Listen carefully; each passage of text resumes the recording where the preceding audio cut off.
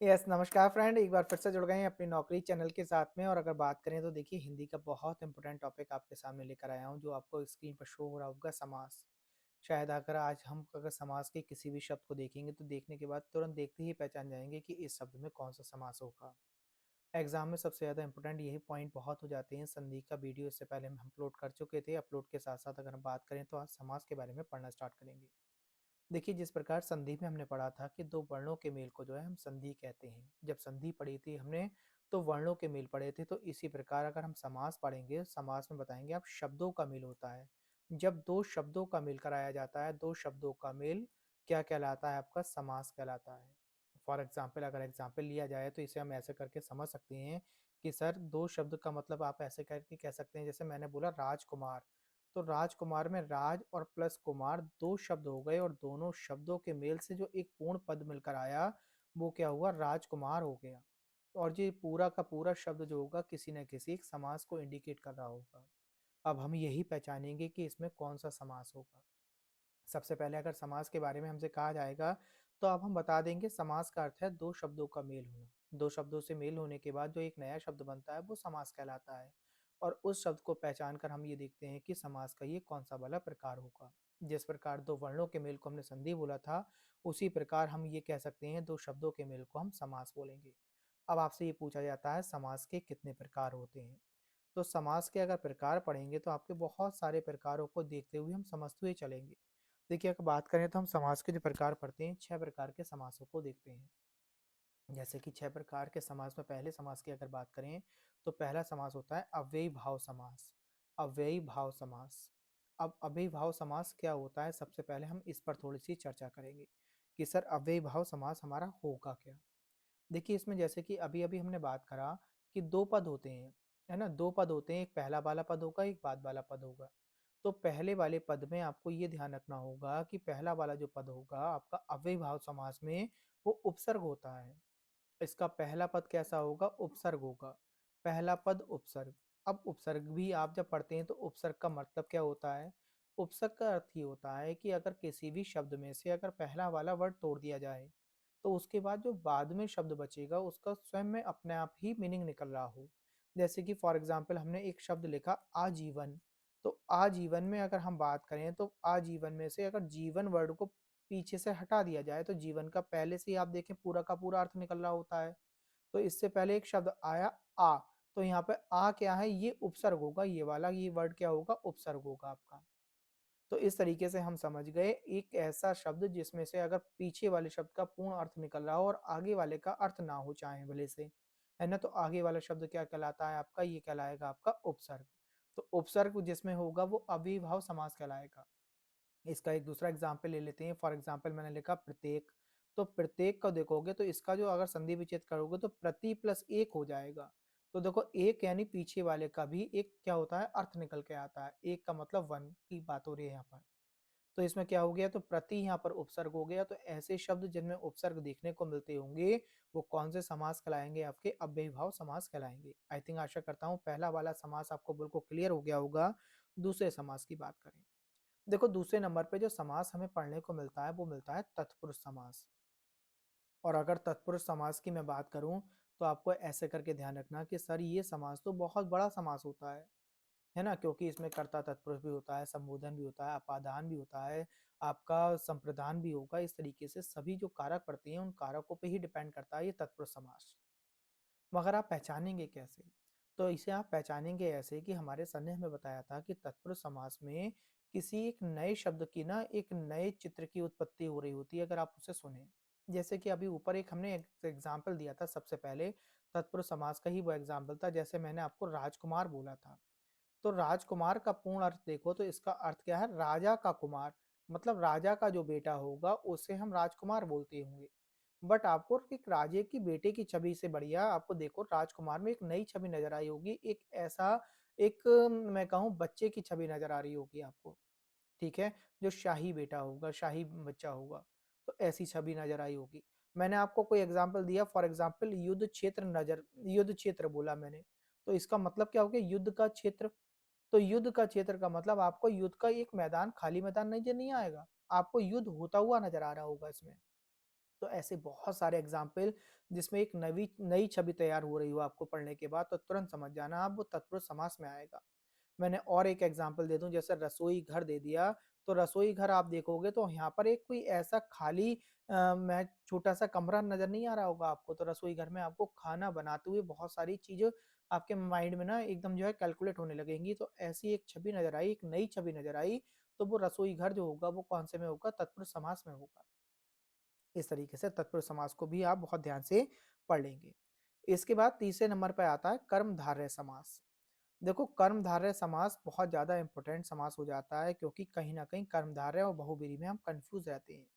तो कभी भी कर्मधारय पूछ ले आपसे, तो आपको ऐसे करके बताएंगे कि इसका पहला पद जो होगा वो बाद वाले पद की विशेषता बता रहा होगा।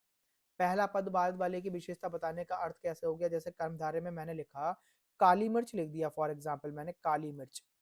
तो यहाँ पे काली मिर्च क्या बताना चाह रही है कि मिर्च की विशेषता बता रहा है पहला वाला शब्द आपका। तो पहला वाला जो पूर्व पद होगा वो बाद वाले पद की जो है क्या होगा, प्रधानता बता रहा होगा। तो काली मिर्च में क्या है, काली क्या है, मिर्च की जो है विशेषता बता रही है कि मिर्च काली है आपकी। तो ये कर्मधारय समास हो गया। मैंने आपको एक एग्जाम्पल और दे दिया, नील कमल बोल दिया, तो नील कमल क्या है, कमल। तो नील कमल में अगर देखें तो कमल की ये विशेषता बताई जा रही है कि ये नीला है आपका।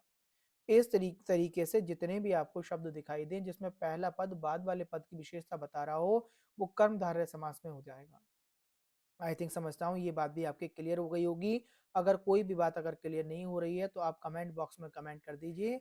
जैसे ही मैं कमेंट देखूंगा उसके बाद जो है मैं आपको उसका भी रिप्लाई कर दूंगा। इसके बाद आपका आता है, फॉर एग्जाम्पल मैंने कहा द्विगु समास आएगा। चौथे नंबर पर आपको ध्यान रखना है द्विगु समास।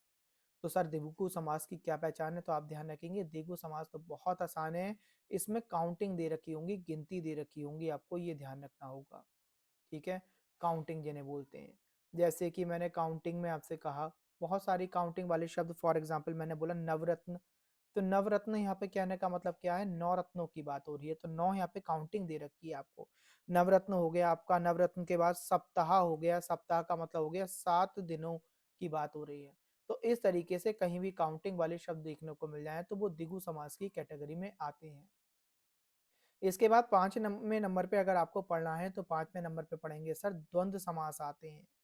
तो द्वंद्व समास, द्वंद्व का मतलब अगर बात करें तो द्वंद्व का मतलब होता है लड़ाई झगड़ा। द्वंद्व जो पढ़ते हो, द्वंद्व का मतलब हो गया लड़ाई झगड़ा, और लड़ाई झगड़ा उनमें होता है जिनका जो है मैं आपसे कहूं कि एक दूसरे के विलोम हो, वो अपोजिट हो। ठीक है, आपकी अगर मेंटेलिटी मैंने कहा दोनों की अगर समान चल रही है तो कभी लड़ाई झगड़ा होगा ही नहीं। तो लड़ाई झगड़ा होने का क्या कारण रहता है, जब आपके विचार नहीं मिल रहे हो। और विचार मिलने का मतलब क्या है, आप एक दूसरे के अपोजिट हो यानी विलोम हो। तो जहां भी कहीं एक दूसरे के अपोजिट देख लें आप, तो आप तुरंत समझ जाना द्वंद्व समास होगा। जैसे कि मैंने आपसे कहा भाई बहन लिखा हुआ है, तो भाई और बहन दोनों एक दूसरे के अपोजिट हो गए। माता पिता लिखा है तो माता पिता एक दूसरे के अपोजिट हो गए। मैंने कहा दिन रात लिखा है तो दिन रात एक दूसरे के अपोजिट हो गए। मैंने आपसे कहा कि सुबह शाम लिखा हुआ है तो सुबह शाम एक दूसरे के अपोजिट हो गए। ठीक है, इस तरीके से आपको, यानी मैंने आपसे कहा फॉर एग्जाम्पल लाभ हानि लिखा है तो लाभ हानि एक दूसरे के अपोजिट हो गए। तो ये सारे के सारे जो शब्द आप देख रहे हैं ये सारे के सारे एक दूसरे के अपोजिट हैं, इसलिए इन्हें द्वंद्व समास बोलते हैं। कहीं ना कहीं हम गलती ये कर देते हैं कि हमसे ये कहा जाता है जिन शब्दों के बीच में योजक आता है वो आपका क्या होगा, द्वंद्व समास में आएगा। ऐसा नहीं है, कभी कभी योजक समान शब्दों के बीच में भी आता है। ऐसा नहीं है, क्यों, क्योंकि कभी कभी योजक लगाए नहीं, वो आपसे लिख दे फॉर एग्जाम्पल देवासुर। देव असुर का मतलब क्या हो गया, देव और असुर, देवासुर का मतलब। तो देव और असुर एक दूसरे के क्या हो गए, अपोजिट हो गए। और अपोजिट हैं, अपोजिट होने के बाद ये क्या होंगे, किसकी कैटेगरी में आएंगे, आपके द्वंद्व समास की कैटेगरी में आएंगे। अगर आप, मैंने कहा फॉर एग्जाम्पल योजक चिन्ह को ढूंढते रहेंगे तो आपको मिलेगा नहीं। इस तरीके से भी चीजों को आपको मैं समझता हूँ द्वंद्व समास आपको क्लियर हो गए होंगे। देखिए छठे नंबर पे हम अगला समास पढ़ लेते हैं। छठे नंबर पे आप पढ़ते हैं बहुब्रीहि समास। देखो बहुब्रीहि समास को आपको इस तरीके से खूब समझना होगा कि सर बहुब्रीहि समास वो होता है जिसमें दो शब्दों के मेल के बाद एक तीसरे शब्द का जो है रचना हो रही हो। फॉर एग्जाम्पल मैंने आपसे कहा जैसे नीलकंठ है, तो नीलकंठ जो है वो आपका कर्म धारय में भी आएगा क्योंकि नीला है कंठ, तो नील जो है कंठ की विशेषता बताई जा रही है। बट बहुब्री में भी आएगा क्योंकि इसकी नीलकंठ की तुलना जो हमने किससे कर दी, भगवान शिव से कर दी, क्योंकि भगवान शिव को हम नीलकंठ कहते हैं। तो अगर पेपर में आ जाए तो ऐसे जो सेंटेंस होते हैं वो आपको 100% नंबर दिलवाते हैं। वो तो उन बच्चों को भी नंबर दिलवाते हैं जो गलत कराए। ये उन बच्चों को भी नंबर दिलवाते हैं जो मैंने कहा फॉर एग्जाम्पल जो क्वेश्चन छोड़ आए हों, तो उन्हें भी नंबर मिलता है ऐसे क्वेश्चंस पर। तो ये बात आपको ध्यान रखना होगा। बहुब्रीही समास का मैंने आपको एग्जाम्पल बता दिया, जैसे नीलकंठ बता दिया, ठीक है। मैंने नीलकंठ के साथ महात्मा बता दूं आपको, महात्मा हो गया आपका, जैसे महान है आत्मा, आत्मा की विशेषता तो बता दी महात्मा की। और आपको ऐसा करके भी ध्यान रखना होगा जिसे हम ऊंची आत्मा वाला कह दें, ठीक है। महात्मा हो गया, महात्मा के साथ लंबोदर कह दूं, लंबोदर का मतलब जिसका उदर, उदर मतलब पेट लंबा हो, पेट बड़ा हो। तो पेट बड़ा होने का मतलब देखो, उदर की विशेषता बता दी कि लंबा है। बट यहाँ पर किसकी तुलना की जा रही है, भगवान श्री गणेश की बात की जा रही है। भगवान श्री गणेश आपने सुन रखा होगा, श्री गणेश जी का पेट देखा होगा। ऐसी बहुत सारे, मैंने आपसे कहा दशानन लिखा हुआ मिल सकता है, दशानन। तो दशानन की कैटेगरी आप इससे तो आप दिगु में भी ले जा सकते हैं, क्योंकि गिनती आ रही है यहाँ पे 10 सिर वालों की बात हो रही है। बट दशानन की कैटेगरी यहाँ पे किससे बात की गई है, रावण से भी बात की गई है। तो इस तरीके से मैं आशा करता हूँ आपको समास क्लियर हो गए होंगे। पेपर में समास पूछे जाते हैं, समास का अर्थ पूछा जाएगा तो कह देंगे दो शब्दों के मेल को हम समास कहते हैं और दो वर्णों के मेल को संधि कहते हैं। समास क्लियर हो जाएंगे आपको। उसके बाद आपसे समास के प्रकार पूछेगा, 6 प्रकार के होते हैं। अव्ययीभाव समास में क्या होता है, पहला पद जो होगा वो उपसर्ग होगा। तत्पुरुष समास में मैंने आपको बता दिया बहुत तरीके, सभी कारक आते हैं तत्पुरुष समास में ही, तो इनके आप ध्यान रखेंगे तत्पुरुष समास के बारे में। फिर कर्मधारय समास बताया मैंने आपको, कर्मधारय में पहला पद जो होगा वो दूसरे की विशेषता बता रहा होगा। द्विगु समास में क्या होगा, गिनतियां होंगी, काउंटिंग होगी। और द्वंद्व में क्या होगा, एक दूसरे के अपोजिट होंगे, ये भी बात क्लियर कर ली हमने। विलोम होगा, इसमें योजक चिन्ह को ध्यान नहीं रखना है, एक दूसरे के विलोम को याद रखना है। बहुब्रीहि समास पढ़ लिया हमने, क्या होगा, दोनों पद विशेषता बताते हुए किसी तीसरे पर इंगित हो रहे होंगे। इस तरीके से आशा करता हूँ समास आपको पूर्ण रूप से क्लियर हो गए होंगे। आज के लेक्चर में केवल इतना ही। अगर लेक्चर आपको पसंद आया तो लाइक करें, सब्सक्राइब करें और शेयर करना ना भूलें, क्योंकि बहुत सारी नौकरी जिसमें यूपी की, अगर किसी भी भारत की जब वैकेंसी में कहीं आए आप और जिसमें हिंदी आ रही हो, तो ऐसा तो टॉपिक ही नहीं है कि समास ना मिले आपको। अगला टॉपिक इसी के बाद आपको बहुत जल्दी मिलेगा। नमस्कार, धन्यवाद।